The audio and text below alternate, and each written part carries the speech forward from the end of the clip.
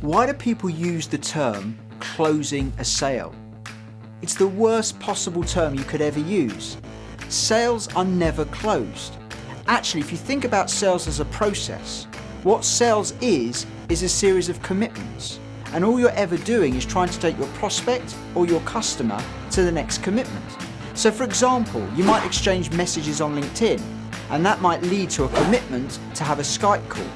You then might have a Skype call, and that might lead to another commitment to have a meeting. That meeting might lead to another commitment of a bigger meeting with more of their team involved. And then that meeting might lead to a commitment for them to order from you for the first time. But at that point you haven't closed a sale, because at that point you want another commitment, which will be a repeat order, another product that they may order from you. So in other words, all you're ever doing is moving to the next commitment. And what's interesting is by thinking of it as a commitment, the commitment just isn't one way. When you think about the sales being closed, then what you often think about is you closing the customer. But when it's about commitments, they're a commitment from both parties. In other words, my customer may commit to having a Skype call with me at 3 o'clock, but I also commit to being on that call. Or my customer might commit to purchasing for the first order, but then I'm committing to delivering that of a certain standard and value that they expect. So commitments always go two ways. And actually, commitments is a good benchmark for sales.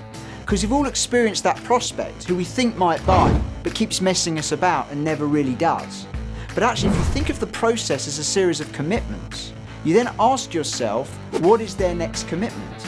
If you have a prospect that continually won't commit to the next meeting or the next proposal or whatever it is that you want them to do, then they're probably never going to buy from you. And therefore, if they're not committing, that's a good time to get out.